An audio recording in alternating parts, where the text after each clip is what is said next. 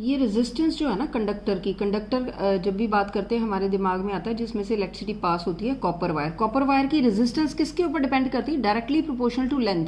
इसका मतलब होता है अगर लेंथ ज्यादा है तो रेजिस्टेंस भी ज्यादा है, ठीक है। इनवर्सली मतलब 1/, inversely proportional to area of the cross section, मतलब कि इस वायर का एरिया कितना, ठीक है, एरिया ऑफ क्रॉस सेक्शन, ठीक है। ये तो लेंथ थी, तो इस वायर का एरिया ऑफ क्रॉस सेक्शन कितना, उससे इनवर्सली प्रोपोर्शनल टू है।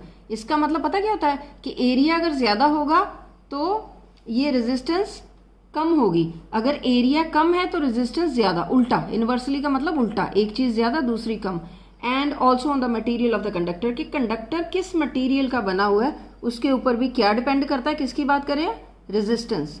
Then The equivalent resistance of several resistors in a series is equal to the sum of their individual resistance. हाँ, ये अपने दिमाग में आप सोच के चलो कि जो इक्विवेलेंट रेजिस्टेंस है, अगर रेजिस्टर बहुत ज़्यादा हैं, 3 हैं, 4 हैं या 10 हैं, रेजिस्टर्स जितने भी ज़्यादा हैं तो उनकी इक्विवेलेंट रेजिस्टेंस जो है वो उनके सब के सम ऑफ इंडिविजुअल रेजिस्टेंस, मतलब हर रेजिस्टर की एक जितने भी रेजिस्टेंस है उन सब रेजिस्टेंस को प्लस कर लेंगे तो वो क्या आएगा? इक्विवेलेंट रेजिस्टेंस, ठीक है।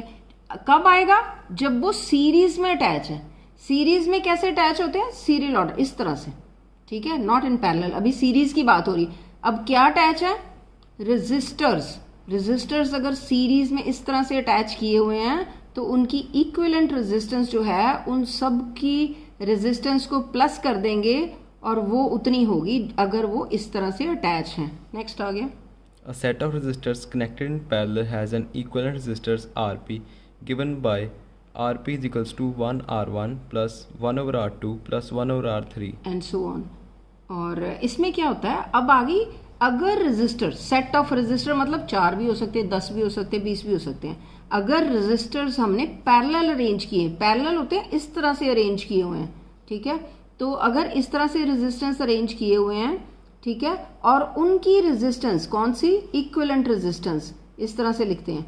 और उसका क्या फॉर्मूला होगा? ये वाला 1/1/1 R1, मतलब पहले रेजिस्टर की रेजिस्टेंस प्लस 1 R2, तो ये हो जाएगा हमारा इक्विवेलेंट रेजिस्टेंस, ठीक है। Next, The electrical energy dissipated in the resistor is given by W is equals to V into VI into T. हाँ, तो ये इसका फॉर्मूला है। किस चीज़ का फॉर्मूला है?